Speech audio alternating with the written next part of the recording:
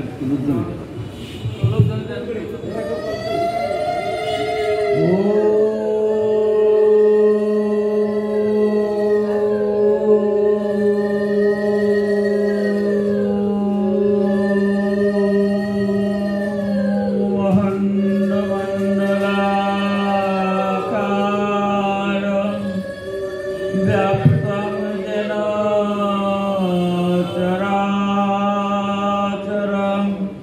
तत्पदं दर्शितं येन तस्मै श्री गुरवे नमः।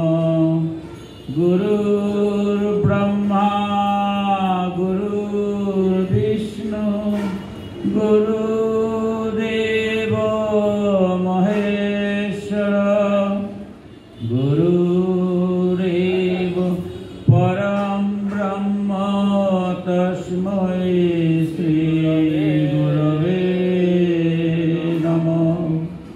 अज्ञानतिमिरान्धस्य ज्ञानाञ्जनशलाकया चक्षुरुन्मीलितं येन तस्मै श्री गुरवे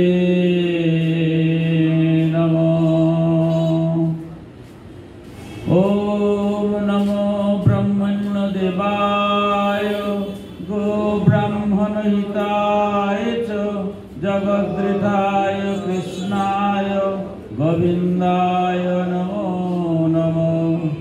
हा कृष्ण करुणा सिन्धु दीनबन्धु जगत्पते गोपेश गोपिकाकान्त राधाकान्त नमोस्तुते। तप्त कंचन गौरांगी राधे वृंदावनेश्वरी वृषभानुसुते देवी प्रणमामि हरि प्रिये। वृंदाय तुलसी देव्यै प्रियाय केशवस्य च विष्णुर्भक्तिपदे देवी सत्यवत्यै नमो नमः। वंशाकल्पतरुभ्यश्च कृपा सिन्धुभ्यैव च पतितानां पावनेभ्यो वैष्णवेभ्यो नमो नमः। मुखं करोति वाचालं पङ्गुं लङ्घयते गिरिं जात्कृपातमहं वन्दे परमानन्दमाधवं। पिता सर्गपिता धर्मपितै परमं तप पितॄ प्रतिमापन्ने प्रियन्ते सर्वदेवता। यत्प्रसादत जगदीष्टं पुण्यकामो जदाशिषा प्रत्यग्देवतायै मे तस्मै मात्रे नमो नमः। हरिर्नाम हरिर्नाम हरिर्नामैव केवलं खलु नास्तिव नास्तिव नास्तिव गतिरन्यता। जय श्री कृष्ण चैतन्य प्रभु नित्यानंद श्री अद्वैत गदाधर श्रीवासादि गौरभक्तवृन्द। हरे कृष्ण कृष्ण कृष्ण हरे हरे हरे राम राम राम हरे हरे। हरे कृष्ण कृष्ण कृष्ण हरे हरे हरे राम राम राम हरे हरे। हरे कृष्ण कृष्ण कृष्ण हरे हरे हरे राम राम राम हरे हरे। पुण्यस्थान শ্রীমঙ্গলের পুণ্য ভূমি শ্রীমঙ্গল আখড়ায় ভাগবত সংঘ কর্তৃক আয়োজিত শ্রীমদ্ ভাগবত পাঠের আজ আমার সম্মুখে উপস্থিত আছেন ভাগবত সংঘের সভাপতি, সম্পাদক, কমিটির সদস্যবৃন্দ, বিভক্ত পাঠকবৃন্দ, উপস্থিত আছেন তরুণ এবং যুবক সম্প্রদায়ের যারা প্রতিদিন ভগবান জগন্নাথের সামনে মৃত্যু দ্বারা কীর্তন করেন, সেই পরম পুণ্যবান জগন্নাথ সেবা সংঘের সদস্যবৃন্দ, ভক্তমণ্ডলী, শ্রোতৃ নারায়ণগণ, সকলেইকে আমি আত্মজ্ঞানে সকলের শ্রীচরণে আমার প্রণতি জ্ঞাপন করি। আমার সম্মুখে অনেক পাঠক, ভাগবত পাঠকরা আছেন, আমার মুকুল দাস সহ, অজিত দাস সহ অনেক পাঠকরা আছেন। আমি অত্যন্ত আনন্দিত, অনেক জ্ঞানী ভক্তবৃন্দ এখানে উপস্থিত আছেন। আমার মতো অদম ভাগবতীয় কথা বলার যোগ্যতা, জ্ঞান, ভক্তি আমার কিছুই নেই, কিন্তু আমি আপনাদেরই সন্তান, আমি আপনাদের ছোট ভাই, তাই আমি জানি আমার অনেক ভুল হবে, অনেক ভ্রান্তি হবে। আমাকে সন্তান হিসাবে, ছোট ভাই হিসাবে ক্ষমা সুন্দর দৃষ্টিতে দেখবেন। ভগবান খুব মধুরভাবে সেই ভাগবতের কথা বলছেন। আমাদের ভাগবত সংঘের যারা আছেন, আমি বলবো যে কলিকালের ভাগবতের দ্বাদশ স্কন্ধ যখন পড়া হয় তখন চিন্তাই করা যায় না আমাদের কলির প্রভাবটা কত কঠিন, কিন্তু আমি দেখছি আমার আসলেই কলির প্রভাব থেকে মুক্ত থেকে যে ভাগবতীয় কথা আয়োজন করা সেটা সুযোগই নেই। কিন্তু আপনারা পুণ্যবান, ভাগ্যবান বিধায়ী আপনারা আজ ভগবানের কথামৃত শুনতে আসছেন। আপনারা কমিটির মধ্যে জড়িত আছেন, প্রতি সপ্তাহে ভগবানের কথামৃত গানে পাঠ হয় এবং আমার মতো অধম আপনাদের কারণেই আপনাদের ভক্তদের চরণধুলি নেওয়ার সুযোগ থাকে। তাই ভগবানের কাছে আপনাদের সকলের মঙ্গল কামনা করে আমার ভাগবতী কথায় প্রবেশ করছি। আমরা গতদিন আমরা যেহেতু ধারাবাহিক পাঠ, গতদিন যিনি পাঠক তিনি সেই নারদ মুনির আখ্যান শেষ করেছিলেন। আজকে প্রথম স্কন্ধের সপ্তম অধ্যায়, অশ্বত্থামা কর্তৃক দ্রৌপদীর পুত্রদের নিধন এবং অর্জুনের দণ্ডদান। ভাগবতের যে কথা কি মধুর কথা, এবং আমাদের সমাজ, আমরা যেহেতু গারস্থ আশ্রমে আছি, আমাদের যে চলাফেরা সমস্ত কিছু নিয়েই কিন্তু ভাগবতের প্রত্যেকটা তত্ত্বকথা। আজকের যে বিষয়, সেই বিষয় সম্পর্কে আমরা যাচ্ছি। শৌনকোবাচ নির্গতে নারদেশু তো ভগবান বাদরায়ণ শ্রুত বা সংস্কৃতি প্রেতং তত কিম করুদ্ভিভু। শৌনক বললেন, হে সুত, সর্বজ্ঞ সর্বশক্তিমান ব্যাসদেব নারদের কথা শুনলেন। তারপর নারদ মুনি প্রস্থান করে ব্যাসদেব কি করলেন। আমরা গতদিনের যে ঘটনা, নারদ মুনি তার পূর্বজন্মের কথা বলছিলেন। আমরা জন্ম জন্মান্তরের কর্মফল থেকে কেউ মুক্তি পাই না, স্বয়ং নারদ মুনিও সেই ঘটনাটা ব্যাসদেবকে বলেছিলেন। এবার বলছেন এরপরে ব্যাসদেব কি করলেন, এই উত্তরটুকু আমরা যাচ্ছি।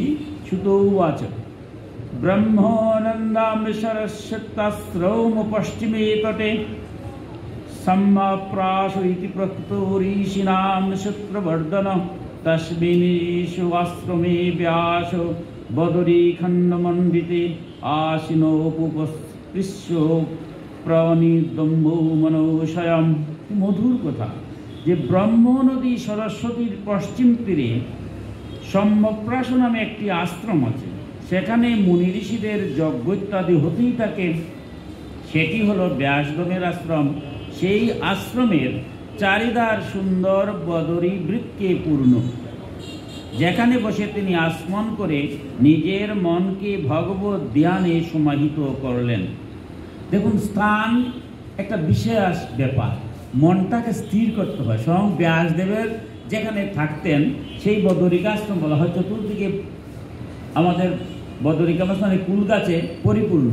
সেই আশ্রমে তিনি যখন আসমন করে সমাধিস্থ হয়েছেন, ধ্যানস্থ হয়েছেন, সেই ধ্যানস্থ হয়ে কিসের ধ্যান? জগৎ কল্যাণার্থে। নারদ মুনি চলে যাওয়ার পরে তিনি ধ্যানস্থ হয়ে ভগবানের ধ্যান করছেন। এই ধ্যানের পরে কি হলো? হরি ভক্তি যুগে নিজের মনকে পূর্ণরূপে একাগ্র ও নির্মল করে আদিপুরুষ পরমাত্মা এবং তার আশ্রিত মায়াকে দেখতে পেলেন। ধ্যান যখন হয়, আমাদের সনাতন ধর্মে যে মনকে স্থির করার সবচেয়ে বড় উত্তম জিনিসটা হচ্ছে ধ্যান। আমরা কীর্তন করছি কেন? মনটাকে স্থির করার জন্য। যখন ধীরে ধীরে মনটা যখন স্থির হয়ে যাবে, তখন দেখবেন ধ্যানে যাচ্ছে। আমরা কি সন্ধ্যা বলি, সন্ধ্যায় যখন যাবেন মন তখন একদম স্থির হয়ে যায়। দুই চক্ষুর ঠিক মধ্যস্থলে ভগবানকে দেখা বা আপনার ইষ্টকে দেখার চেষ্টা করবেন। চোখ যখন মুছে ফেললেন কিছু দেখলেন না, কিন্তু অন্তর্যামী রূপে দুই চক্ষুর ঠিক মধ্যস্থলে যখন ঈশ্বরকে চিন্তা করবেন, কিছুক্ষণের মধ্যে মনে ঋষিরা বলছে একটা জ্যোতির আবির্ভাব। এই জ্যোতির জন্যই আমরা সবাই আরাধনা করি। যারা পুণ্যবান, যারা ধ্যানস্থ হয়ে জ্যোতিকেই দেখতে পান, এই জ্যোতির মধ্যে সমস্ত বিশ্ব ব্রহ্মাণ্ড দেখা হয়। এর জন্যই মুনি ঋষিরা দিনের পর দিন তারা ধ্যানস্থ হন। এবার কি করলেন? সেই নারদ চলে যাওয়ার পরে ব্যাসদেব সেই ধ্যানে বসেছেন এবং ধ্যান থেকে তিনি পরমাত্মা এবং মায়া দুইটা জিনিস, যখন পরমাত্মা মানে পরম ব্রহ্ম, আমরা যখন ব্রহ্ম বলছি তখন তার আকার নাই, কিন্তু পরম ব্রহ্ম বললেই তার আকার আছে।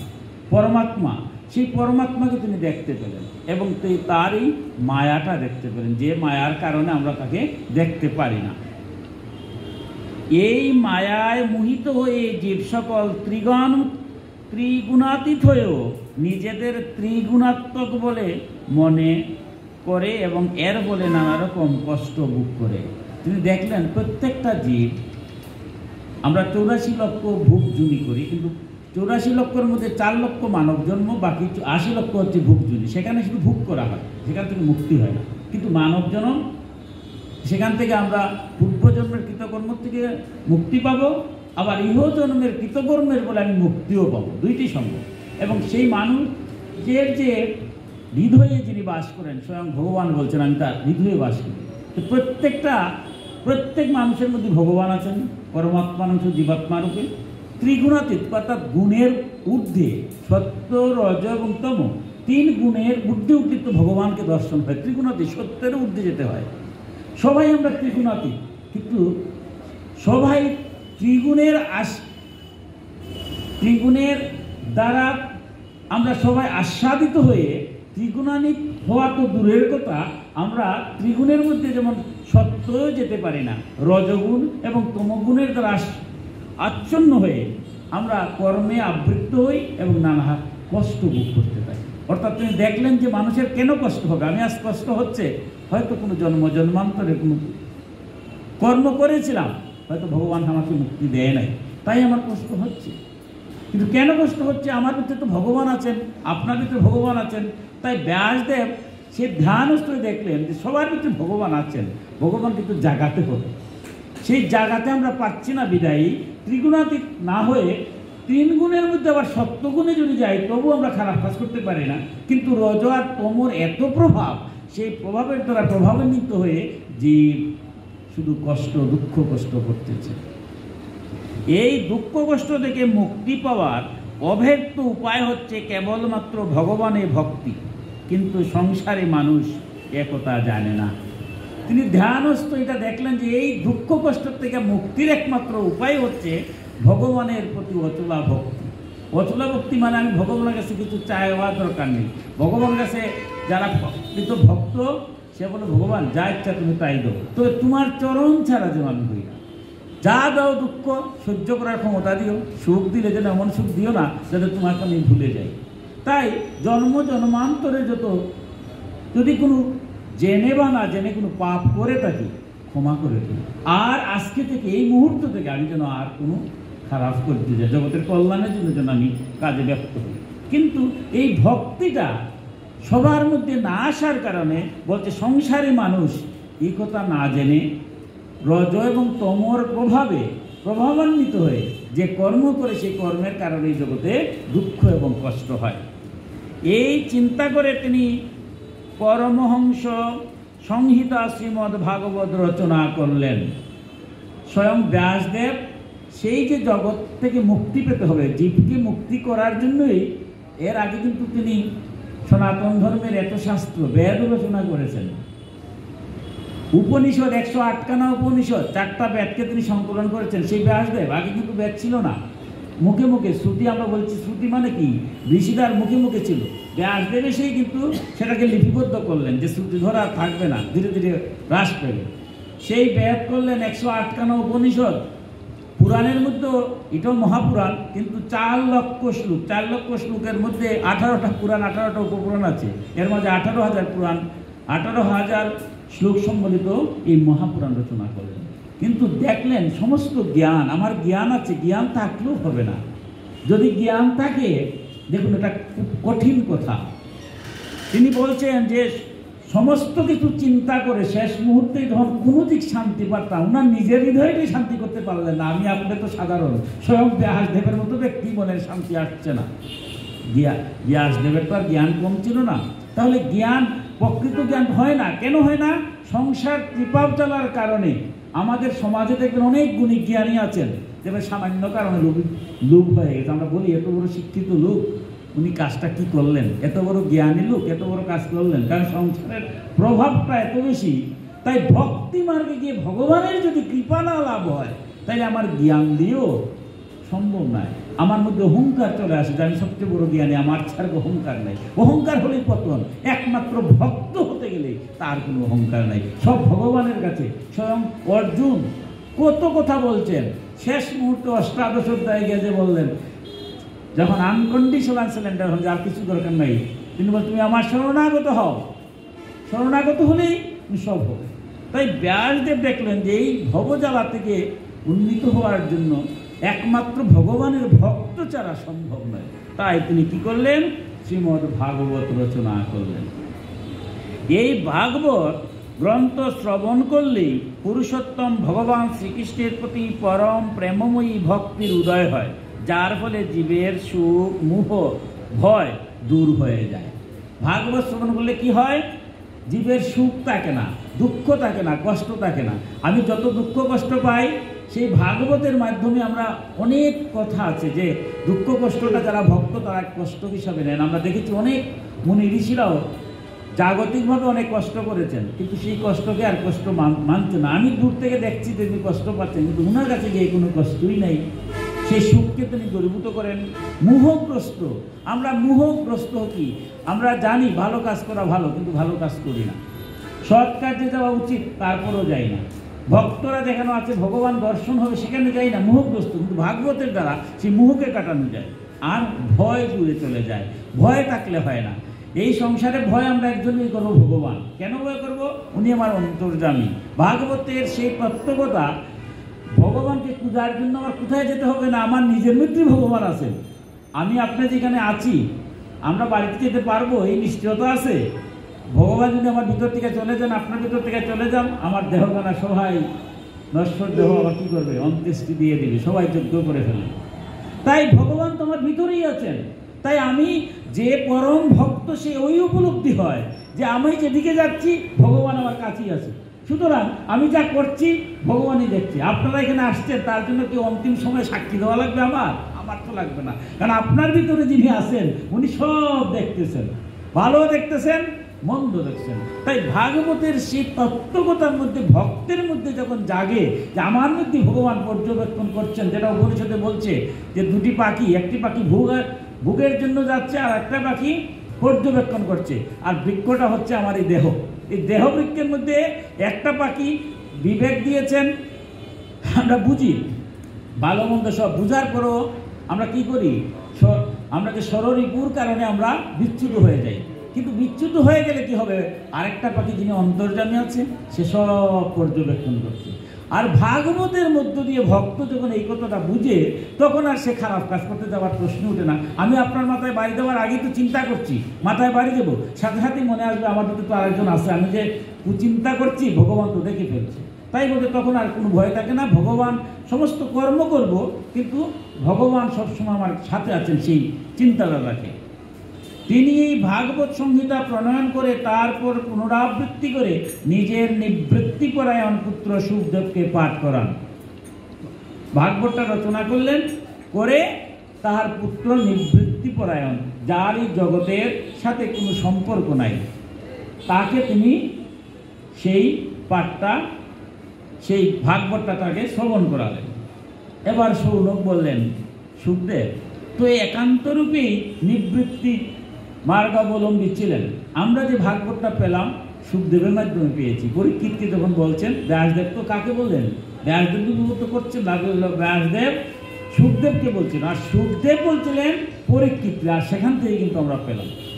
এবার সৌনক প্রশ্ন করছে যে সুখদেব তো নিবৃত্তি পরায়ণ, তাহলে তার তো কোনো কিছু আসক্তি ছিল না, তিনি সর্বত ব্রহ্মানন্দে নিমগ্ন থাকতেন, তাহলে কি কারণে তিনি বিশাল গ্রন্থ অধ্যয়ন করলেন? আমাদের মধ্যে এরকম প্রশ্ন জায়গা যে আমি তো মহাজ্ঞানী মানুষ, আমারই ভাগবতের দরকারটা কি? মাঝে মাঝে দেখবেন আমাদের হয় যে পুরাণ, ওই পুরাণ দিয়ে কী হবে? বেদের জ্ঞান আমি লাভ করব, উপনিষদের জ্ঞান আমি লাভ করব, তাহলে এই ভাগবতের এই পুরাণের কাহিনীর দরকারটা কি? দেখুন, সমস্ত তত্ত্বকথা শেষে ভাগবত রচনা করেছেন, এবং ভাগবতকে সনাতন শাস্ত্রে সর্বোচ্চ স্তরে নেওয়া হয়েছে, এমনি নেওয়া হয় নাই। ঠিক সেই প্রশ্নই করছেন যে উনি নিবৃত্তি পরায়ণ, যার নিবৃত্তি নেই সংসারের প্রতি, তাকে এই ভাগবত শোনাবার দরকারটা কি? সে তো মন্ত্র তার চঞ্চল না।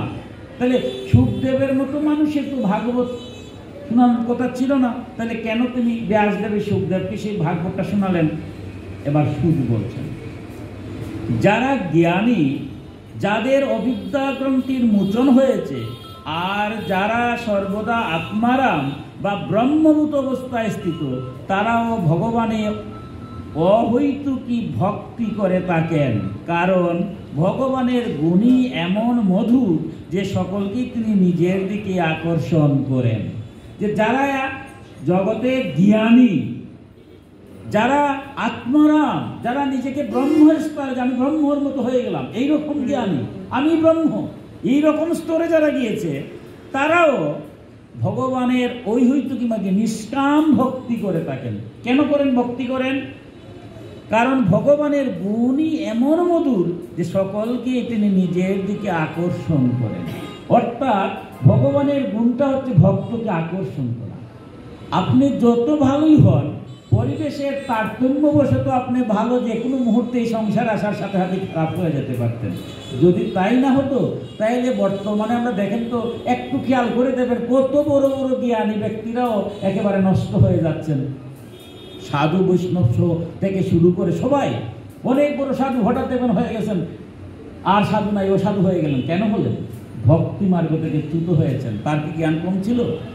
কারণ ভগবানের প্রতি যদি ভক্তি থাকে, তিনি আমাকে রক্ষা করবেন। জলকে আপনি যদি ফ্রিজের মধ্যে রাখেন, সেই জল বরফ হয়ে যায়।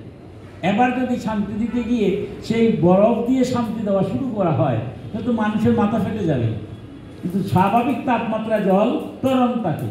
ঠিক তেমনইভাবে জলকে যদি চুলার মধ্যে রাখা হয়, কেটলির মধ্যে আমার মায়েরা রাখেন চা করতে, বাষ্পাকার উপরে উঠে যায়। একই জল কখনো তরল, কখনো বায়বীয়, কখনো কঠিন হয়।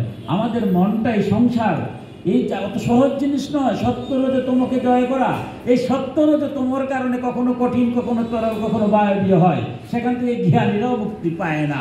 একমাত্র মুক্তি পায় কারা? যারা ভক্ত। কারণ ভগবানই আপনাকে সমস্ত পরিবেশ থেকে রক্ষা করে। আমরা অনেক মুনি ঋষিরা দেখেছি, অনেক খারাপ জায়গায় যাওয়ার পরে খারাপ লোক ভালো হয়ে গেছে তার ভক্তির কারণে, আমরা দেখি নাই? তাই বলছেন তারা সবসময় ভগবানকে আকর্ষণ করেন।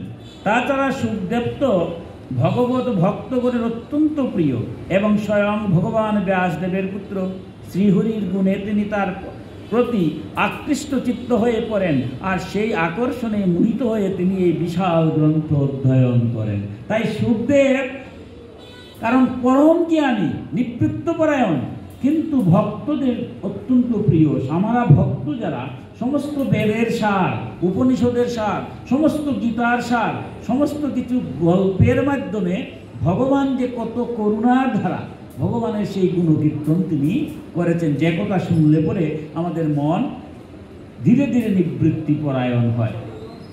হে শৌনক, এখন আমি রাজর্ষি পরীক্ষিতের জন্ম, কর্ম, মুখ্য পাণ্ডবদের স্বর্গারোহণের কাহিনী বলছি, কারণ এর থেকেই ভগবান শ্রীকৃষ্ণের কথার অবতারণা হয়েছে। কত মধুর কথা। ভাগবতের প্রথম স্কন্ধে এগুলো বলছেন। আজ সমস্ত ভাগবতই দেখবেন মহাভারতের কথা প্রক্ষিপ্তভাবে আছে। কেন আছে? আমরা এই সংসারে আছি ন্যায় এবং অন্যায়ের মধ্যে। এক পক্ষ ন্যায় আর এক পক্ষ অন্যায়, একদিকে সাধু অন্যদিকে অশান্ত। যদি না হতো তাহলে আমাদের সমাজ ব্যবস্থা, রাষ্ট্রীয় ব্যবস্থা দেখবেন প্রায়ই আমরা একে অপরের নিন্দা করি, একে অপরের সাথে দলাদলি করি, একে অপরের সাথে ঘরে অগ্নিসংযোগ করি, তাতে তো আমরা দ্বিধাবোধ হয় না। আমরা তো সবাই তো মানুষ নামে পরিচিত, সবাই যদি আমরা মানুষ হতাম পৃথিবী, তাহলে তো এই ভয়ের কথা ছিল না। তাহলে কি আমরা সবাই মানুষ হতে পারলাম? তাই বলছেন যে আমাদের এই জাগতিক যে ঘটনাগুলি, সেগুলো মহাভারতের অনেক কথার সাথে সংসার জীবনের মিল থাকার কারণে, এবং সেখান থেকে আমরা অনেক জিনিস শিক্ষা নেওয়া যায়। বিধায়ী আমি পরীক্ষিতের জন্মকর্ম, মুখ্য লাভ, পাণ্ডবদের স্বর্গারোহণ সহ অনেক মহাভারতের অনেক কিছু জিনিস আলোচনার মাধ্যমে ভগবান শ্রীকৃষ্ণের এই সংসারে আবির্ভাবের কি কারণ সেইগুলো আমরা বলবো। দেখুন, আমরা ভাগবতের দ্বাদশ স্কন্ধের মধ্যে দশম স্কন্ধে গেলে কিন্তু গিয়া পাই ভগবানের জন্ম। এর আগে দেখুন নবম স্কন্ধ পর্যন্ত সেই ঘটনাগুলো আপনার মনকে স্থির করার জন্য সেই তত্ত্বকথাগুলো বলে গিয়েছেন। তাই বলছেন, মহাভারতের যুদ্ধে যখন কৌরব ও পাণ্ডব দুপক্ষের অগণিত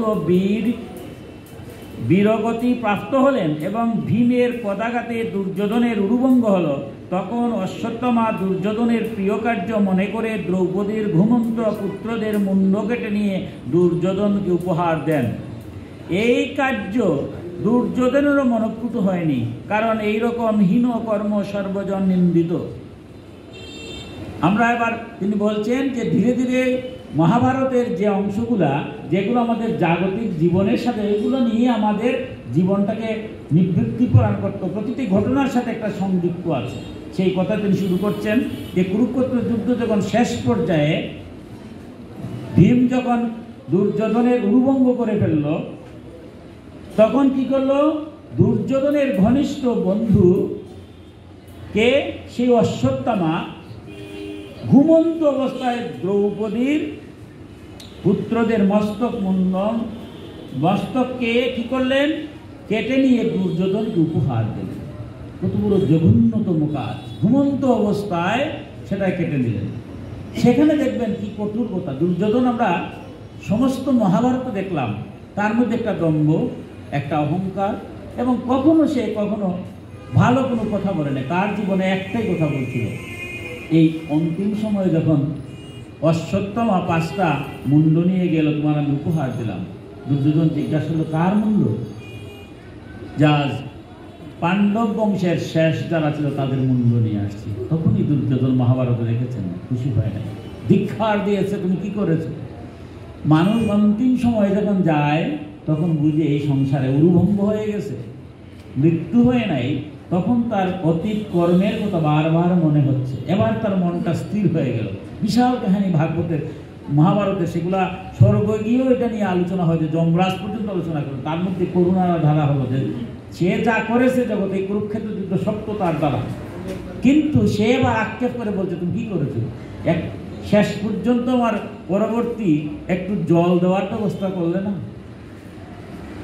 শ্রাদ্ধ শান্তি করলে তো মুক্তি হয়, সেই শ্রাদ্ধ দেওয়ার জল রাখার ব্যক্তিগুলো তুমি কাজটা কেন করলে? ধিক্কার দিয়েছে। কিন্তু তখন অশ্বত্থামা এত পাষাণ, এত নিকৃষ্ট সেই কাজটা করেছে। পুত্রদের নিধন বার্তা শুনে দ্রৌপদী অত্যন্ত সুখাকুলা হলেন। তার চোখ দিয়ে জলধারা বইতে লাগলো, তিনি কাঁদতে লাগলেন।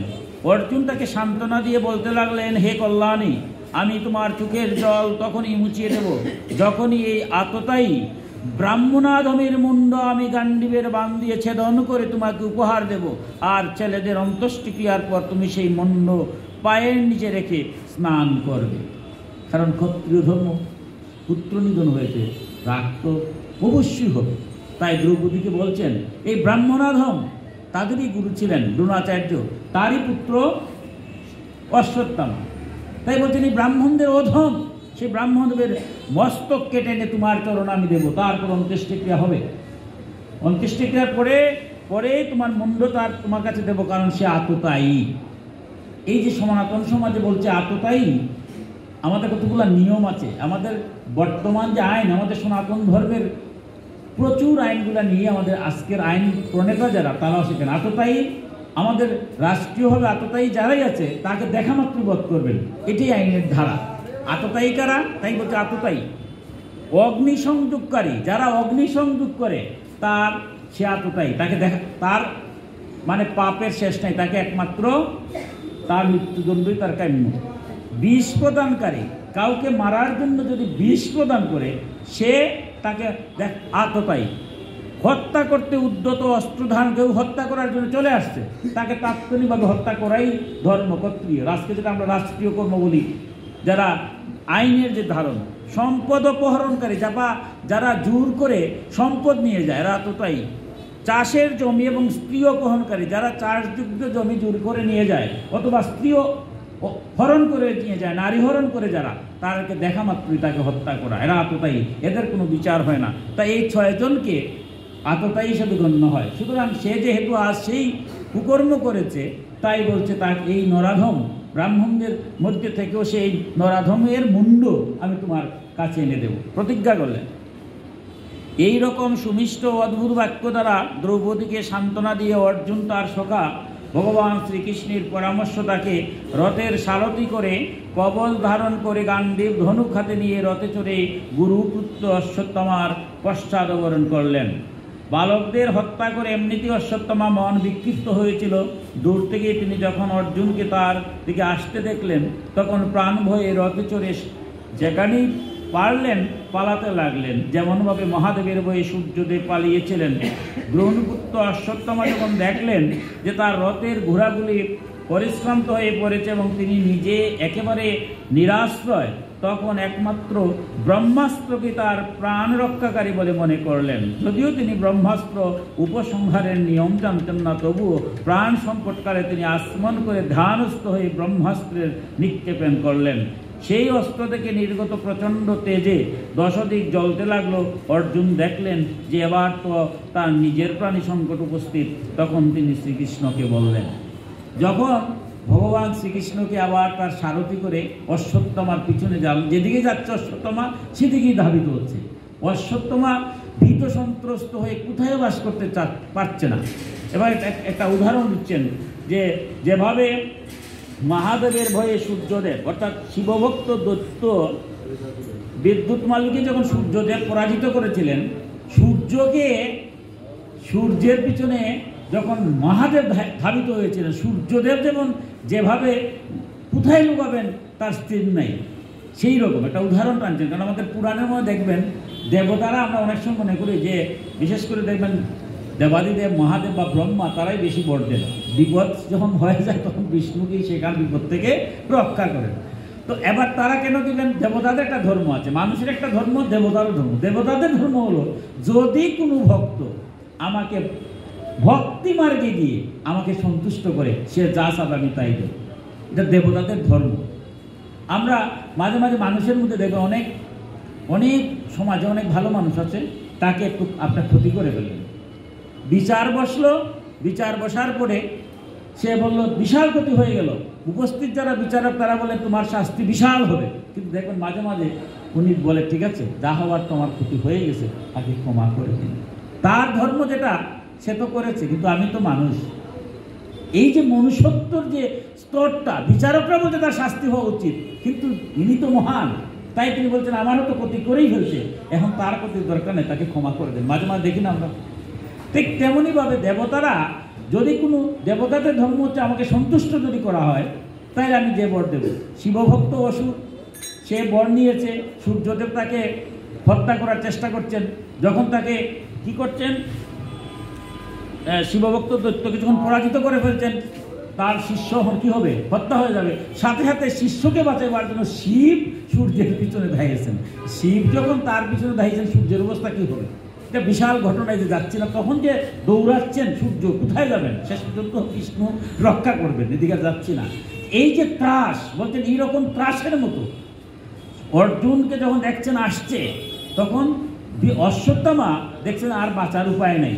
তাই তিনি বললেন যে একমাত্র ব্রহ্মাস্ত্র, আমরা জানি ব্রহ্মাস্ত্র অশ্বত্থামার ছিল, অর্জুনেরও ছিল, কিন্তু অশ্বত্থামার ব্রহ্মাস্ত্র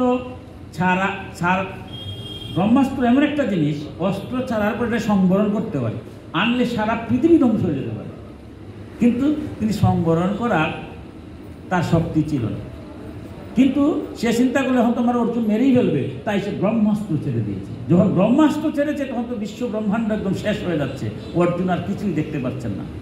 এবার যখন সেই অবস্থা হলো, এবার ভগবান শ্রীকৃষ্ণকে উদ্দেশ্য করে এবার অর্জুন বলছেন, হে শ্রীকৃষ্ণ, তুমি সচ্চিদানন্দ স্বরূপ পরমাত্মা, তুমি অনন্ত শক্তি, তুমি ভক্তগণের ভয় হরণকারী, সংসার তাপতপ্ত জীবের তুমি একমাত্র তাপহর, তুমি পরা এবং অপরা, প্রকৃতির থেকে শ্রেষ্ঠ আদিপুরুষ, সাক্ষাৎ পরমেশ্বর।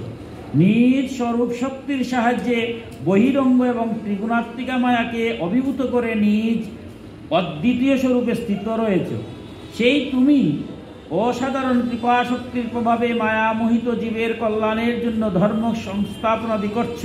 তোমার এই অবতার পৃথিবীর ভারহরণের উদ্দেশ্য এবং তোমার অনন্যপ্রেমী ভক্তদের স্মরণ ধ্যানেই জন্য হয়েছে। স্বয়ং প্রকাশ স্বরূপে শ্রীকৃষ্ণ সর্বাধিক ব্যাপ্ত এই ভয়ঙ্কর তেজও আমার দিকে আসছে। এই তেজ কার, কোথা থেকে এবং কেন আসছে এ তো আমি কিছুই বুঝতে পারছি না। যে পরম ব্রহ্ম, তুমি আমার সারথি, বিশ্ব ব্রহ্মাণ্ডের অধর্ম থেকে ধর্মে সংস্থাপনের জন্য তোমার জন্ম হয়েছে, কিন্তু এই মুহূর্তে আমি কিছুই দেখতে পাচ্ছি না, বিশ্ব ব্রহ্মাণ্ড গ্রাস হয়ে যাচ্ছে। এটার কারণ কি তিনি বুঝতে পারছেন না। প্রথমে এটা ব্রহ্মাস্ত্র ছেড়েছে, তাই ভগবান কৃষ্ণকে তিনি বলছেন এটা কি। এবার শ্রী ভগবান বলছেন, হে অর্জুন, এই তেজ হলো অশ্বত্থামা নিক্ষিপ্ত ব্রহ্মাস্ত্রের। প্রাণ সংকট উপস্থিত হওয়াতে অশ্বত্থামায়ের প্রযুক্ত করেছে, কিন্তু এই অস্ত্রের নিবারণের উপায় জানে না। অন্য কোনো অস্ত্রের একে নিবারণ করার শক্তি নাই। তুমি শস্ত্রাস্ত্র বিদ্যায় পারদর্শী, ব্রহ্মাস্ত্রের তেজ দ্বারা এই ব্রহ্মাস্ত্রের ভয়ঙ্কর তেজ নিষ্কাশিত করো। যেটা ব্রহ্মাস্ত্রের তেজ, ধ্বংস হয়ে যাবে বিশ্ব ব্রহ্মাণ্ড। এমন অস্ত্রটা তাক করা উচিত নয়, কিন্তু সে তো এটা সংবরণ করতেও জানে না। অতএব সমস্ত বিশ্ব যখন ধ্বংস হয়ে যাবে, তুমি আবার সেই তুমি যেহেতু অস্ত্র শিক্ষার গুরু, তুমি তো ব্রহ্মাস্ত্র ছাড়তে পারো বা তাকে সংবরণ করতে পারো। তুমিও তোমার ব্রহ্মাস্ত্র দিয়ে সেই অস্ত্রকে সংবরণ করো। দেখুন আমাদের সনাতন ধর্মের যে মধুর কথাগুলো আজ থেকে হাজার হাজার বছর পূর্বে বলেছে। আমরা যখন ইরাকের যুদ্ধে দেখলাম প্যাট্রিয়ট আর স্কার্টস ক্ষেপণাস্ত্র ছাড়ছে, একটা ছাড়ছে, কেউ করে দেখে না, কিন্তু একটাতে গিয়ে ধ্বংস করে দিচ্ছে। তো সেই তত্ত্ব কথাগুলো কিন্তু আমাদের সনাতন শাস্ত্রে আরও আগে, আজকে যে আমাদের পারমাণবিক বোমা হচ্ছে ব্রহ্মাস্ত্রের মতোই, সেই তত্ত্বগুলো আজকে দেখা যায় নাসার মতো যারা পড়েন ইসকনের যে বিভিন্ন বড় বড়, কিন্তু আজকে ইসকনের সাধু সন্তরা আজ স্টাডি করছেন, বিজ্ঞানীরা আজ কৃষ্ণ নাম নিচ্ছেন, আমাদের সনাতন ধর্মের সেই তত্ত্বগুলো ব্যাখ্যা করছেন। সেখানে দেখছেন নাসার মতো জায়গাটা আমাদের এই শাস্ত্রগুলো অধ্যয়ন করা হচ্ছে, স্টাডি হচ্ছে, অনেক বিজ্ঞানীরা আছেন। কত মধুর কথাগুলো আমাদের। সুদ বললেন, শত্রু বিনাশ অর্জুন ভগবানের কথা শুনে আসমন করে শ্রীকৃষ্ণকে প্রদক্ষিণ করে ব্রহ্মাস্ত্র নিবারণ করার জন্য ব্রহ্মাস্ত্র নিক্ষেপ করলেন। অর্জুন অশ্বত্থামার দুই ব্রহ্মাস্ত্র তেজ প্রলয়কালীন সূর্য অগ্নির মতো পরস্পর মুখোমুখি হয়ে আকাশ আর দশদিক ব্যক্ত করে বৃদ্ধি হতে লাগলো। ত্রিলোক দগ্ধকারী সেই দুই অস্ত্রের তেজ মানুষ জ্বলতে লাগলো। মনে ভাবলো এই যে তেজ নিশ্চয়ই প্রলয় অগ্নি, সেই আগুন প্রজানাশ ও ব্রহ্মাণ্ড ধ্বংস করার উপক্রম থেকে শ্রীকৃষ্ণের অভিমত অনুযায়ী দুই অস্ত্রকে অর্জুন উপসংহার করলেন। দুই অস্ত্র যখন ছাড়া হলো, বিশ্ব ব্রহ্মাণ্ড ভাবলো যে এভাবে আগুনের উলঙ্ঘি হচ্ছে সারা বিশ্ব ব্রহ্মাণ্ডে, এই বোধহয় আমাদের সংসার শেষ। তারপর অর্জুনকে বললেন, তুমি দুইটি সংবরণ করো। এবার তার কথায় সংবরণ করলেন। ক্রোধে অর্জুনের চুপ রক্তবর্ণ ধারণ করেছিল। তিনি সবেগে ক্রূর কর্মা অশ্বত্থামাকে ধরে পশুর মতো তাকে দড়ি দিয়ে বেঁধে ফেললেন। বলপূর্বক অশ্বত্থামাকে বেঁধে অর্জুন যখন শিবিরে নিয়ে যেতে চাইলেন, সেই সময় কমললোচন শ্রীকৃষ্ণ অত্যন্ত ক্রুদ্ধভাবে বললেন, অর্জুন, এই ব্রাহ্মণাধমকে ছেড়ে দেওয়া ঠিক নয়, একে বধই করো। রাত্রিকালে ঘুমন্ত নিরপরাধ শিশুদের এ বধ করেছে। ধর্মজ্ঞ ব্যক্তি অসাবধান, মদ্যপানে মত্ত, পাগল, নিদ্রিত, বালক, স্ত্রী, বিবেক জ্ঞান শূন্য, শরণাগত, রতহীন এবং ভীত শত্রুকে কখনো বধ করেন না, কিন্তু যে দুষ্ট ও ক্রূর ব্যক্তি অপরকে হত্যা করে নিজের জীবন পরিদূষণ করে তাকে বধ করাই তার পক্ষে মঙ্গল। কারণ এই স্বভাব নিয়ে যদি সে জীবিত থাকে তাহলে সে আরও পাপ করবে এবং পরিণামে নরকগামী হবে। বিশেষত আমার সাক্ষাতেই তুমি দ্রৌপদীর কাছে প্রতিজ্ঞা করেছ, হে মানিনী, তোমার পুত্রদের যে হত্যা করেছে তার মুণ্ড আমি কেটে আনব। এই পাপী কুলাঙ্গার আততায়ী তোমার পুত্রদের বধ করেছে এবং নিজের প্রভু দুর্যোধনেরও অপ্রীতিভাজন হয়েছে। অতএব অর্জুন, একে বধই করো। ভগবানের ভাগবতের যে কত কঠিন তত্ত্ব, ভগবানকে জানা, চিনা, বুঝা এবং কোনটা উচিত কোনটা উচিত নয়, সেটাই আমাদের মহাভারতে কি মধুর কথাগুলা। আমরা দেখবেন ভগবান শ্রীকৃষ্ণ সমস্ত কর্ম যে করেছেন প্রতিটা কর্মের পরেই তার ব্যাখ্যা দিয়েছেন। জাগতিকভাবে আমরা অনেক সময় ভগবান শ্রীকৃষ্ণের কথা বা কর্ম জেনে মনে করি যিনি এই কাজটা কেন করলেন, তিনিও তুলনা করেছেন, করেন নাই, কিন্তু কেন তুলনা করছেন সে তত্ত্ব কথা জানতে হবে। এটাই হচ্ছে ধর্ম। আমরা অনেক সময় ধর্মের দোহাই দিয়া নিজের স্বার্থ সিদ্ধির জন্য অনেক সময় ধর্মকে ব্যবহার করি, কিন্তু জগৎ কল্যাণের জন্য সেটা করতে যাই না। ধর্মটা তো সহজ নয়, কঠিন। এবারও অর্জুনকে এটা তিনি পরীক্ষা করছেন। এর পরের শ্লোকে তিনি কি বলছেন, কিন্তু প্রথম কি বলছেন দেখেন। অর্জুনকে বলছেন, যখন তাকে ধরে ফেললেন, অর্জুন ধরে দড়ি দিয়ে বেঁধে শিবিরে নিয়ে যেতে চাইছেন, শিবিরে নিয়ে যাবেন, ঠিক মানে দ্রৌপদীর কাছে নিয়ে যাবেন সেই শিবিরে। তখন শ্রীকৃষ্ণ বলছেন তাকে আর শিবিরে নেওয়ার দরকারটা কি বলছেন, হে অর্জুন, এই ব্রাহ্মণাধম, এই ব্রাহ্মণ বংশিক জন্ম নিয়ে তার মতো অধম তো আর কেউ হতে পারে না, তাকে এই মুহূর্তে বধ করা উচিত। কারণ রাত্রিকালে ঘুমন্ত নিরপরাধ শিশুদেরকে সে বধ করেছে, সুতরাং তার মতো অধমতর নাই। ধর্মজ্ঞ ব্যক্তি অসাবধান, মদ্যপানমত্ত, পাগল, নিদ্রিত, বালক, স্ত্রী, বিবেক জ্ঞান শূন্য, শরণাগত, রথহীন, ভীত শত্রুকে কখনো বধ করেন না। যারা জ্ঞানী, দেখুন খুব কঠিন কঠিন কথা, কতজনকে বধ করা যায় না। আমরা যারা মদ্যপান করে তাদেরকে আমরা ঘৃণা করি। সনাতন ধর্মের মদ্যপান নিষেধ, এবং মনুসংহিতায় তো বলছে যে মদ গ্রহণ করাটাই সবচেয়ে খারাপ। মদ এবং অন্যান্য যেটা আমরা গ্রহণ করি এটার প্রায়শ্চিত্ত আছে, কিন্তু মদের ক্ষেত্রে কোনো প্রায়শ্চিত্ত বিধানও নেই। এবং স্তরভেদে মদের যে ব্যাখ্যা দিয়েছেন মনুসংহিতায় চিন্তাই করা যায় না। এমনকি ব্রাহ্মণের হয়ে যদি কেউ মদ গ্রহণ করেন, বলছেন তপ্ত ঘৃত অথবা গোমূত্র বা ঘুমায় ঢালিয়ে দেওয়া যতক্ষণ পর্যন্ত তো না মৃত্যু হয়েছে, এরকম বিধান, মৃত্যু ছাড়া কোনো বিধান নেই। এইভাবে সবই মদকে নিষিদ্ধ করেছে। তারপরেও আমাদের সমাজে যারা মদ গ্রহণ করছে, আমরা দেখেছি নিত্যানন্দ প্রভু জগাই মাধবকে তো বধ করলেন না, করছেন, করলেন না, তারা তো বধ করতে পারতেন, বরঞ্চ মহাপ্রভু রাগ করেছেন, ভক্তকে তার আঘাত পেয়েছে, সুদর্শন চক্র ডাক দিয়েছিলেন তাকে বধ করবেন, কিন্তু নিত্যানন্দ বললেন জন্ম জন্মান্তরে যত পুণ্য করে থাকি আমি নিতাইকে দিলাম, প্রভু তাকে মারবে না। যার কারণে মহাপ্রভু বলছে, নিতাই যুগে যুগে ভক্তের কাছে আমি ধরা, আজকেও পারলাম না, তুমিই করো, তোমার নাম দিই ধনী হবে, আমি আর নাম নয়। মহাপ্রভু তার নামে খুশিও না, বলছে নিতাইকে আগে আনতে হবে, ভক্ত অনেক উন্নত। তাই সনাতন ধর্মে বলছে যারা ধর্মজ্ঞ তারা মদ্যপানে মত্ত, যে তাকে যদি যত খারাপ হোক, যদি কোনো মদ্যপানে মত্ত লোক থাকে, সে যদি জগতের কোনো ক্ষতি সাধন না করে সেই অবস্থা তাকে মারা যাবে, নিষেধ। আর কারে পাগল, একজন পাগল তাকে হত্যা করা যাবে না, নিদ্রিত অবস্থায় কাউকে মারা যাবে না, বালক যদি হয় শিশু তাকে হত্যা করা যাবে না, কোনো স্ত্রীলোককে হত্যা করা যায় না, সে যত বড় দোষী হোক না কেন। কোনো স্ত্রীলোকের, আমাদের সনাতন ধর্মে এত কঠিন কথা আছে, সনাতন ধর্মে যদি মনুসংহিতায় যান, স্ত্রীলোক কোনো ভুল করলে সেখানে প্রায়শ্চিত্তের বিধান গ্রন্থ রাখা হয় নাই। প্রায়শ্চিত্ত আছে অন্যভাবে, মাথা মুন্ডন করা যাবে না। আমি যদি কোনো পাপ করে থাকি তাহলে আমার মাথা মুন্ডন সব প্রায়শ্চিত্তের বিধান থাকে, যেটা পাপের জন্য করা হয়। স্ত্রীলোকের মাথা মুন্ডনের বিধান নাই, কারণ স্ত্রীলোক মাতৃজাতি হিসেবে তাকে সম্মান দিয়েছে, তাই স্ত্রীলোককে হত্যা করা যাবে না। বিবেক জ্ঞান শূন্য, যে যার বিবেকই নেই, বুঝে না, নির্ভুল, তাকে হরাওয়া যাবে না। শরণাগত, যে একদম আপনাদের শরণাগত হয়ে গেছে তাকে মারা যাবে না। যার রথ নেই তাকে মারা যাবে না। ভীত শত্রুকে কোনো বধ করবেন না। কিন্তু ঠিক আছে, ভগবান কৃষ্ণ বলছেন এই সমস্ত ক্ষেত্রে তাকে কি বলছেন, কখনো বধ করবে না। কিন্তু এই নরাধম কি করছে, নিজের জীবনের জন্য, তার বন্ধুকে খুশি করার জন্য, তাদের কেন নিরপরাধ শিশুদেরকে সে তার বন্ধুকে খুশি করার জন্য কি করলো, বধ করেছে। সুতরাং তার পাপের শেষ নাই। এছাড়া তুমি দ্রৌপদীকে আমার সামনে বলছো যে তার মস্তক ছিন্ন করে দ্রৌপদীকে তুমি উপহার দেবে। তাহলে তুমি আজ তাকে শিবিরে নিয়ে যাবে কেন? তাকে এই মুহূর্তে বধ করো, শিরচ্ছেদ করো, আর এই মুন্ডুটা নিয়ে তুমি দাও, কারণ প্রতিজ্ঞাবদ্ধ। বিশেষত আমার সাক্ষাৎ তুমি প্রতিজ্ঞা করেছিলে, এতএব এই কুলাঙ্গার আততায়ী তোমার পুত্রকে যেহেতু বধ করেছে, তাকে বধই করো এবং তার মুন্ডু নিয়ে তুমি দাও। তাকে সশরীরে বেঁধে তাকে নেওয়ার তো কথা নয়।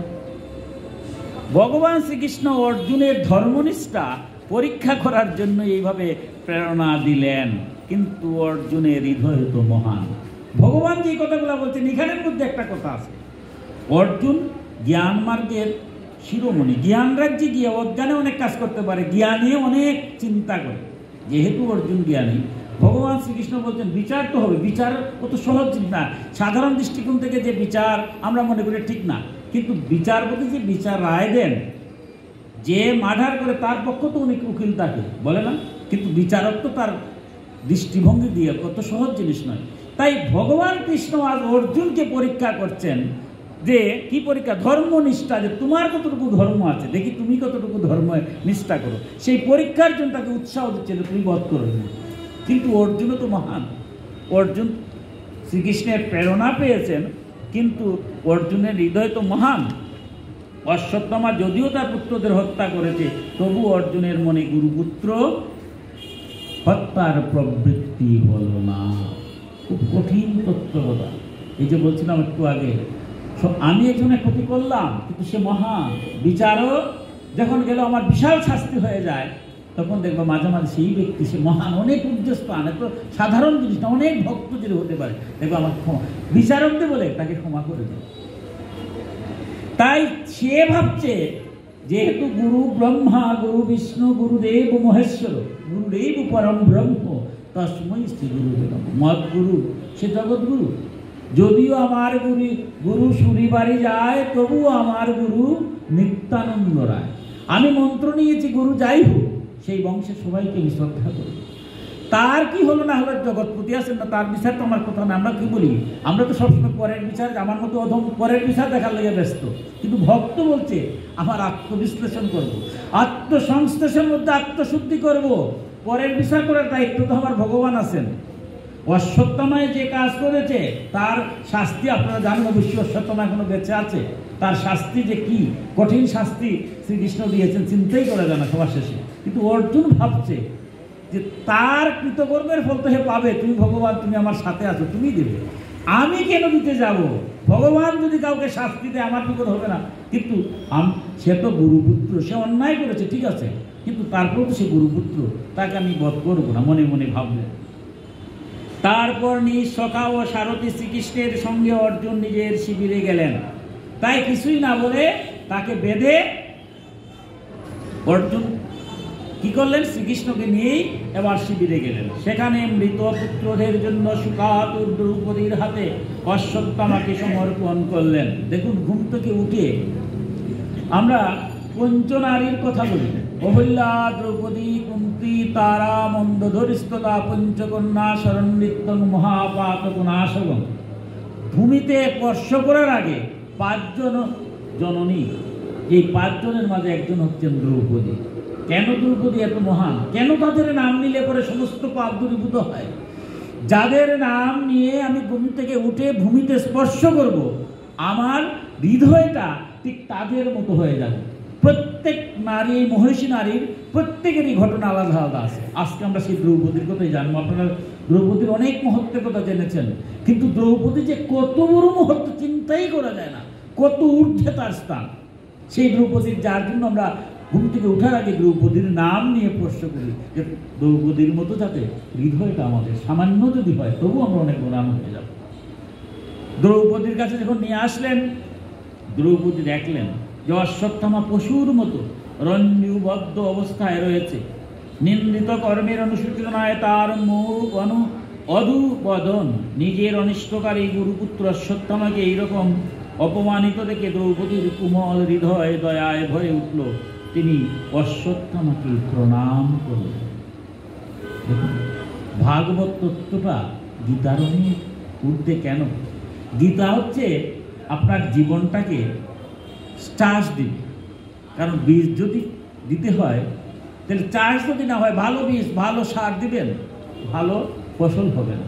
আগে চাষ করতে হবে, সেচ দিতে হবে, উত্তম রূপে চাষ করার পরেই যদি আপনি বীজ দেন ভালো ফসল হবে। গীতা হচ্ছে উত্তম রূপে চাষ করবেন। ভগবান নির্দেশনা দিয়েছেন, ইনস্ট্রাকশন দিয়েছেন কি করবেন কি না। তাই গীতার মধ্য দিয়ে জীবনকে যখন আপনি চাষ করলেন, এরপরে যখন ভাগবত দিবেন তখনই দেখবেন আপনি উদ্যম হয়ে যায়। ভাগবত কি তথ্য? যার পুত্র নিধন হয়েছে সেই কুলাঙ্গার আততায়ী, তাকে এবার বেঁধে আনছে। অত্যন্ত আনন্দের কথা, আনন্দের কথা নয়। এই দুষ্ট দুরাচার স্বয়ং ভগবানের একটু আগে প্রেরণা দিয়েছে তাকে বধ করো। কিন্তু দ্রৌপদী যখন দেখলেন যে তার গুরুপুত্র পশুর মতো বেঁধে তার সামনে আনা হলো, এবং সে মাতা, তখন সে, আমরা অহংকারে যখন মত্ত হই তখন কারও কথা চিন্তা করি না। যখন শেষ পর্যায়ে আস তখন কিন্তু আমরা বলে না অনেক সময় সাপ গড়তে গেলে নিচেই যায়।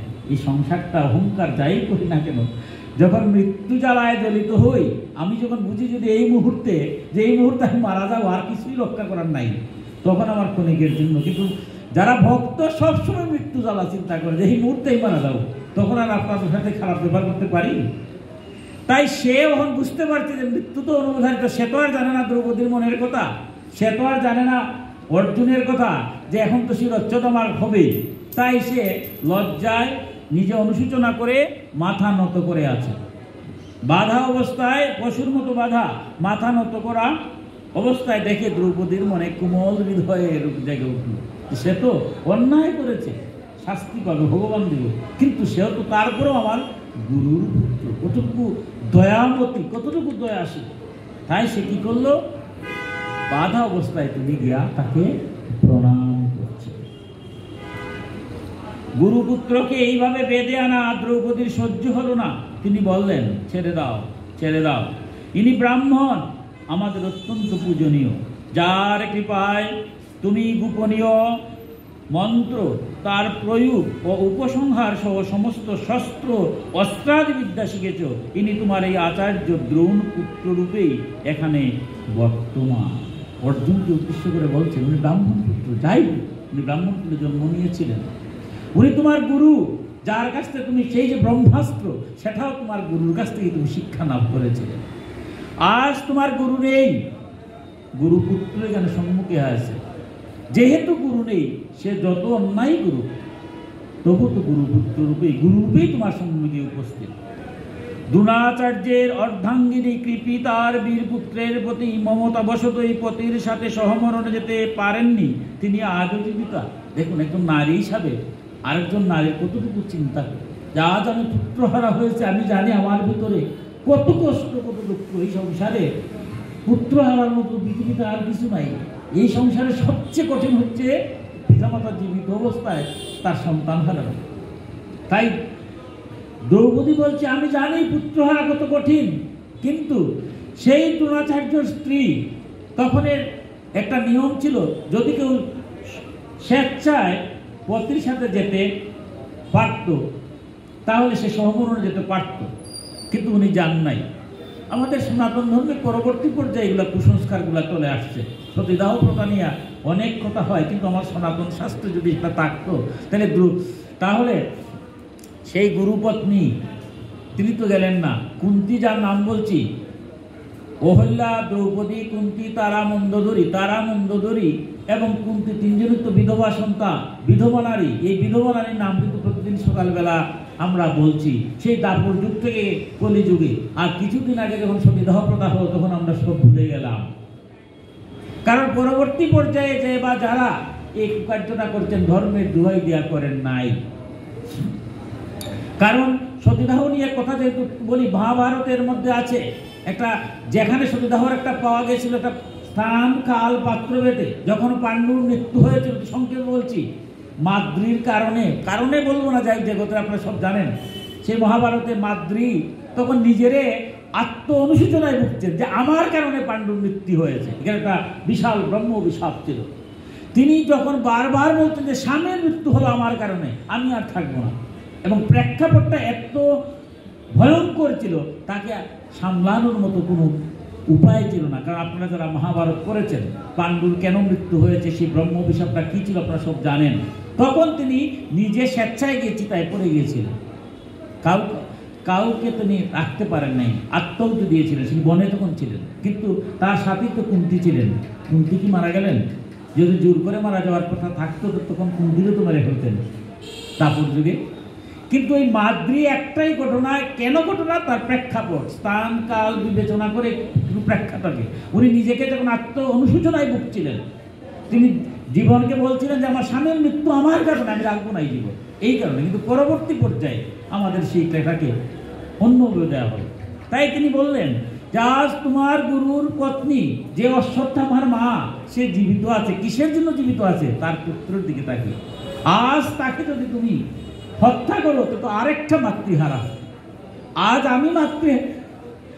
আমি সন্তানহারা হয়েছি, মাতৃহৃদয়ে আমার কি অবস্থান বুঝছি।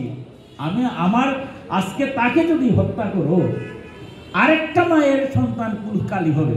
আমার সন্তানদেরকে তো আমি রক্ষা করতে পারবো না, আমি দুঃখ পেলাম, কিন্তু আরেকটা মার সে তো এখনো সন্তানহারা হয় নাই, বুঝে নাই। তাই আমার কষ্ট যাই হোক, ভগবান আমাকে ধৈর্য ধরুন, তুমি তার পুত্রকে তুমি হারিও না। এই যে দেখুন, দ্রৌপদীর কত ঊর্ধ্বে গেলে পরে, কত ঊর্ধ্বে স্থান, নিজে পুত্রহারা হয়েছে, হয়েও আরেকজন যাতে পুত্রহারা না হয়, তাই অর্জুনকে নিবেদন করছে। হে ধর্মজ্ঞ মহাভাগ, গুরুবংশে নিত্য পূজনীয় বন্ধনীয়, তাদের দুঃখ ও ব্যথা দেওয়া তোমার কখনো উচিত নয়। নিজের সন্তানের মৃত্যুতে আমি যেভাবে সুখার্ত হয়ে অবিরাম অস্ত্র বর্ষণ করছি, এর মা পতিব্রতা গৌতমীর যেন সেই দশা না হয়। সেই সব উচ্ছৃঙ্খল রাজা নিজেদের কুকীর্তির দ্বারা ব্রাহ্মণকুলকে ক্রুদ্ধ করে, সেই ক্রুদ্ধ ব্রাহ্মণকুল সেই রাজাদের সপরিবারে শুকানোরে অচিরেই ভস্য করে। অর্জুনকে বলছেন, হে অর্জুন, যারা উচ্ছৃঙ্খল তার ফল তো অবশ্যই পাবে, কিন্তু আজ তুমি তাকে হত্যা করে হত্যার ভাগিদার করো না, সেই গুরুবংশে।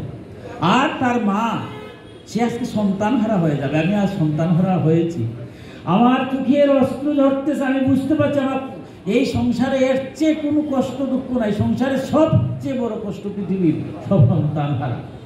সুতরাং আমার যে অস্ত্র জল পড়ছে, এই আঘাত সহ্য করতে পারছি না। আমি চাচ্ছি না আরেকটা মায়ের কুল খালি করা হয়। তুমি ধর্মজ্ঞ, তুমি ঠিক আছে প্রতিজ্ঞা করেছো আমাকে তার মুন্ডু নিয়ে দেবে, কিন্তু ধর্ম তো সহজ জিনিস না, অনেক জিনিস বিচার করতে হবে। নরাদন ঠিক আছে, সব ঠিক আছে, কিন্তু তার মায়ের দিকে তাকে অন্তত পক্ষে তাকে তুমি মুক্তি দাও। শুধু বললেন, হে শুনকাদি ঋষিগণ, দ্রৌপদীর কথা ছিল ধর্ম ন্যায় সঙ্গত, তার মধ্যে কপটতা ছিল না, বরং ছিল করুণা সমদর্শিতা। সুতরাং রাজা যুধিষ্ঠির রানীর এই হিতগর্ভ মহান বক্তব্যের অনুমোদন করলেন। যুধিষ্ঠির, আমরা যে জানেন যে পঞ্চপাণ্ডবের বড় ভাই যুধিষ্ঠির, কি ভাতৃপ্রেম। অর্জুন কোনো সিদ্ধান্ত নিতে পারছেন না, কারণ বড় ভাই উপস্থিত। আমাদের সনাতন ধর্মে বলছে পিতামাতার পরেই বড় ভাইকে আমরা পিতৃতুল্য করি, তার সিদ্ধান্তই আমরা বলি। অর্জুন কিছুই বলছেন না। যুধিষ্ঠির সব কথা শুনলেন, শুনে দ্রৌপদীর কথা অনুমোদন করলেন। অর্থাৎ দ্রৌপদী যেটা বলছে তাকে যেন মাতৃহারা হতে হয় না, সেই জন্য কি করলেন, বললেন না ঠিক আছে, দ্রৌপদীর কথাই সঠিক। কিন্তু দেখুন, পিতৃ বা মা বা বাবা যখন সন্তানহারা হয়, সব মা বাবা তো সমান হয় না। তাই দ্রৌপদী কত ঊর্ধ্বে উঠছেন বিধায় তিনি পেরেছেন।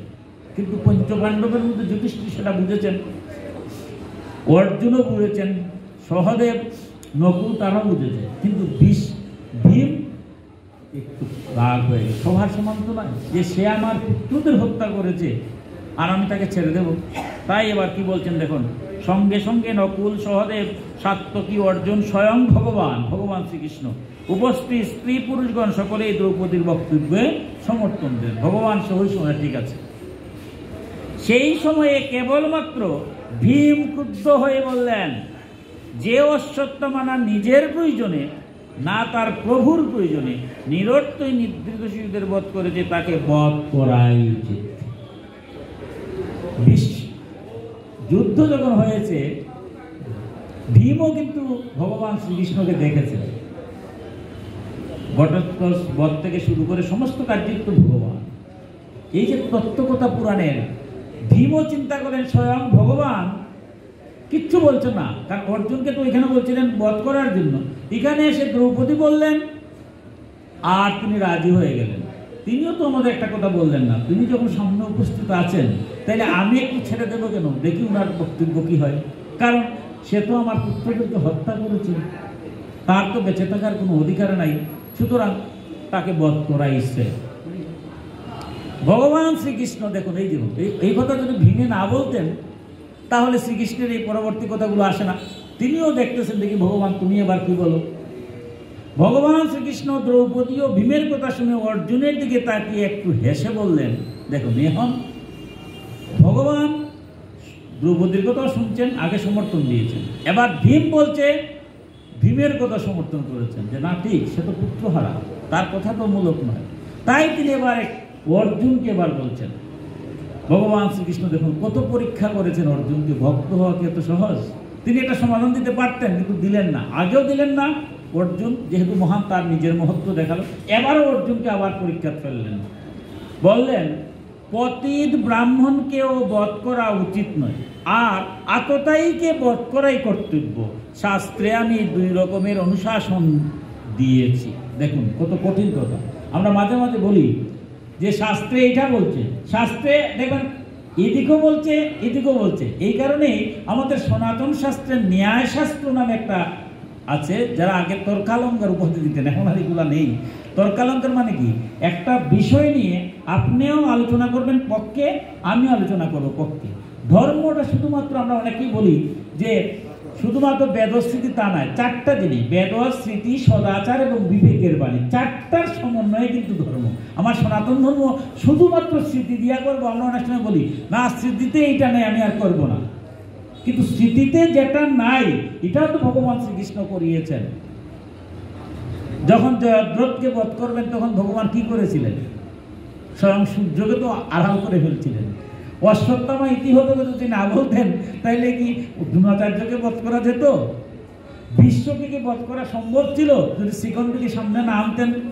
তাহলে সেগুলা, তাই মহাভারত এত গভীর তত্ত্বকথা যে শুধুমাত্র শাস্ত্রের দোয়াই দিয়ে চললে হয় না। তাই স্মৃতির 20টা স্মৃতির মধ্যে বৃহস্পতি সংহিতায় স্বয়ং বৃহস্পতি বলছেন, কেবলম শাস্ত্রমাশ্চিত্য ন কর্তব্য বিনির্ণয় যুক্তিহীন বিচারেণ ধর্মহানি প্রদায়তে। কেবল শাস্ত্রের দোয়াই দিয়ে চললে ধর্ম রক্ষা হয় না, প্রতি ক্ষেত্রে যুক্তি থাকতে হবে, কারণ যুক্তিহীন ধর্মহানি ঘটে। জগতের কল্যাণের জন্য, জগতের মঙ্গলের জন্য তাৎক্ষণিকভাবে যারা জ্ঞানী উনি যে মত দেন সেটা হচ্ছে সদাচার, সেটাও একটা ধর্মের অংশ। তাই এবার শ্রীকৃষ্ণ বলছেন, দেখো পতিত যদি ব্রাহ্মণ হয়ে যায় তাকে বধ করবে না, শাস্ত্রে বলছে। আবার আততায়ীকে বধ করবে, তাও তো শাস্ত্রে বলছে। সুতরাং সে ব্রাহ্মণ কুলে জন্ম, তাকে বধ করবে না, এটাও যেমন আছে। আবার সে আততায়ী, তার ক্ষেত্রে কোনো আইন চলে না, সুতরাং তাকে বধ করবে। দুইটি তো আছে, সেই দুইটি আমারই কথা, আমারই অনুশাসন। সুতরাং তুমি এই দুইয়ের মর্যাদা রক্ষা করো। কি মহাবিপদের মধ্যে! পতিত অধম যদি ব্রাহ্মণ হয় তাকে বধ করবে না, আবার আততায়ীকে বধ করবে, সে তো দুইয়ের মধ্যে পড়ছে। এখন আমার যেহেতু অনুসার, তুমি দুইটাই যাতে রক্ষা হয়, এই দুইটা রক্ষা করে তুমি এটা কর্তব্য করো। কি ভয়ঙ্কর বিপদ!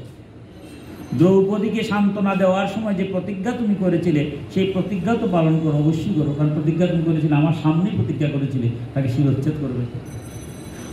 এবং ভীম, দ্রৌপদী এবং আমার যা প্রিয়কর তাই তাও করো, এবং ভীম ও দ্রৌপদীও আমার যা প্রীতিকর হয় তাও করো। আবার ভীমও যাতে খুশি থাকে। ভীমের যেহেতু তুমি দ্রৌপদী মহান উদ্ধি, তাই তাকে ক্ষমা করে দিয়েছ, কিন্তু ভীম তো তাকে ক্ষমা করতে পারে নাই, তারও তো সান্ত্বনা দেওয়ার প্রয়োজন আছে। তাই তুমি এমন কর্ম করো, আমার দুই কর্মের মধ্য থেকে দ্রৌপদীর কথাটাও রাখতে হবে, আবার ভীমের কথাও রাখতে হবে। এই দুইয়ের মধ্য থেকে তুমি যে কর্ম করার পর আমরা শেষ পর্যায়ে চলে আসছি। শুধু বললেন ভগবানের অন্তরের কথা অর্জুন তৎক্ষণাৎ বুঝতে পেরে, কারণ ভগবানের সখা তো অর্জুন, কারণ ভগবানের কাছে থাকতে থাকতে তো ভগবান কি চাচ্ছেন সবই তিনি বুঝেন। এটাই যে সৎসঙ্গ, বারবার যে মহাপ্রভু বলছেন যে সাধুসঙ্গ সর্বশাস্ত্রে কয়, লোভে মাত্র সাধুসঙ্গ সর্বসিদ্ধি হয়। সাধুর লোকে থাকতে থাকতে সর্বসিদ্ধ ভগবান শ্রীকৃষ্ণের সখা তিনি, তাই কি শ্রীকৃষ্ণের মত বুঝেন না? তাই তিনি সব বুঝে ফেললেন ভগবান কি চাচ্ছেন। তাই আবার তিনি নিজের তরুয়ার নিয়ে অশ্বত্থামার শিরোমণি কেশ সহ কর্তন করলেন। যে অশ্বত্থামার কেশ, যে মণি ছিল, যে মণির উপর ভিত্তি করে সে অমরত্ব, সেই মণিটাকে তিনি কি করলেন? কেটে ফেললেন। বালকদের বধ করাতে অশ্বত্থামা আগেই তো শ্রীহীন হয়েছিলেন, এখন মণি এবং ব্রহ্মতেজ গেল, সাথে সাথে তার ব্রহ্মতেজ আর নেই। তারপর তার দড়ির বাঁধন খুলে দিয়ে তাকে শিবির থেকে বের করে দিলেন। মস্তক, মুন্ডন, অর্থদণ্ড ও নিবাসস্থল থেকে বিতারণ, এগুলো ব্রাহ্মণা ধমের পক্ষে বদেরই সমান। এবার তিনি কি করলেন? তার মস্তক কুট করলেন, এবং কোনো ব্রাহ্মণ যদি কোনো অপকর্ম করে তাকে যদি মস্তক মুন্ডন করা হয়, অর্থদণ্ড দেওয়া হয়, এর নিবাসস্থল থেকে ত্যাগ করা হয়, সেটা মৃত্যুদণ্ডের সমান হয়। এগুলো ব্রাহ্মণাধমের পক্ষে বধেরই সমান দণ্ড। এই জন্য এদের জন্য কোনো দৈহিক দণ্ডের বিধান করা হয়নি। পুত্রদের মৃত্যুতে দ্রৌপদী ও পাণ্ডবেরা সকলেই সুখাতুর হয়েছিলেন, এখন তারা মৃত ভাই বন্ধুদের দাহ ইত্যাদি অন্ত্যেষ্টি ক্রিয়া সম্পূর্ণ করলেন। আমরা আজকে অধ্যায় এখানে শেষ করে নেব। একটা কথা বলি, সেই নরাধমকে, সেই মাতৃজাতির যিনি পরমারাধ্য, সেই দ্রৌপদী কারণে তিনি মুক্তি পেলেন। যার কারণে আমরা ভোরবেলাও আমরা সেই পঞ্চকন্যার এক কন্যা দ্রৌপদীর নাম স্মরণ করছি। কিন্তু দেখুন, আমি শেষ করছি, যেহেতু আগামী আরেকজন পাঠক আসবেন, শেষ কথাটা বলছি। কৃতকর্মের ফল কখনো শেষ হয় না।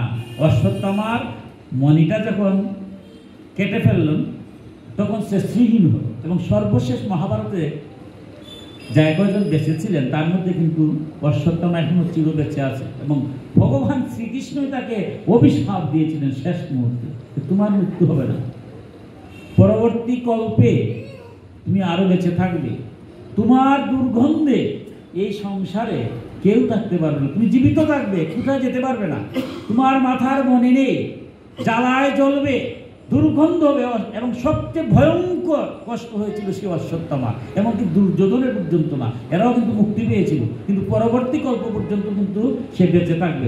সেই একমাত্র অমর কুরুক্ষেত্রের যুদ্ধে সে মুক্তি পায় নাই, কারণ তার মতো অধম ছিল নাই। ভগবান শ্রীকৃষ্ণ দ্রৌপদী বলছে, তোমার মতো সতীকন্যা এই সংসারে নাই, কিন্তু আমি তারা অভিশাপ দিলাম, সে বেঁচে থাকে।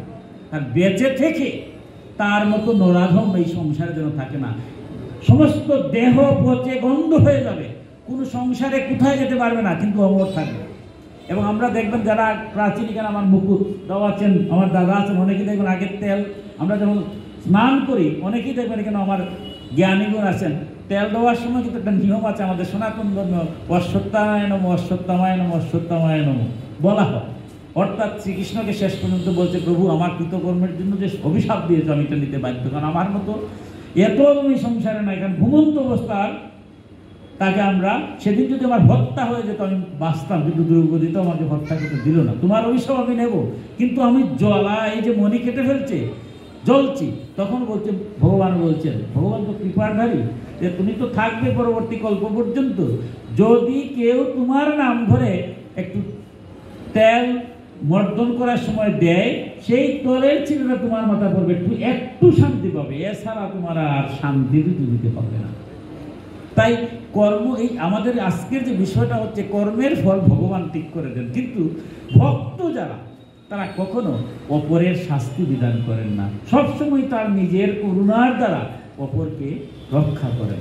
আমরাও যেন ভগবানের সেই করুণার ধারায়, সেই দ্রৌপদীর যে আজ মাহাত্ম্য এখানে বলা হলো, সেই মাতৃস্বরূপ আমাদের সর্বজন সবাই যাতে সেই গুণে গুণান্বিত হয়ে এই সংসারে দোষীদেরকে আমরা, যারা পাপ করে তারাও তো এই সংসারে, তাদেরকে যেন নিত্যানন্দের মতোই আবার তাকে বুকে টেনে নিয়ে এই সংসারে ধর্মকর্মে প্রবৃত্ত হই, সবাই যাতে সুন্দর জীবন যাপন করি। ভগবান যেন প্রত্যেকেরই সুমতি দেন, তার শ্রীচরণে পাদপদ্মের মাধ্যমে আমরা যেন সুন্দর জীবনে সংসার করি, সেই প্রার্থনা করি। ভাগবতীয় কথার এখানে এই বিশ্রাম নিলাম। सर्वे सुखिनो सन्तु सर्वे सन्तु निरामया सर्वे भद्राणि पश्यन्तु मा कश्चित् दुर्भाग्यो भवेत्। हे परमेश्वर भगवान श्री कृष्ण, এই পৃথিবীর সকলকে তুমি রোগমুক্ত করে দাও, সবাইকে তুমি সুখী করো, কেউ যেন দুঃখ লাভ না করে, সবাই যেন সুখপদ দর্শন করে, সবাই যেন শান্তি লাভ করে। ওম শান্তি, ওম শান্তি, ওম শান্তি। জয় জয় নিতাই গৌর সীতানাথ প্রেমানন্দে হরি হরি বল। জয় জয় নিতাই গৌর সীতানাথ প্রেমানন্দে হরি হরি বল। জয় জয় নিতাই গৌর সীতানাথ প্রেমানন্দে হরি হরি বল। হরে কৃষ্ণ কৃষ্ণ কৃষ্ণ হরে হরে, হরে রাম রাম রাম হরে হরে, হরে কৃষ্ণ কৃষ্ণ কৃষ্ণ হরে হরে, হরে রাম রাম রাম হরে হরে, হরে কৃষ্ণ কৃষ্ণ কৃষ্ণ হরে হরে, হরে রাম রাম রাম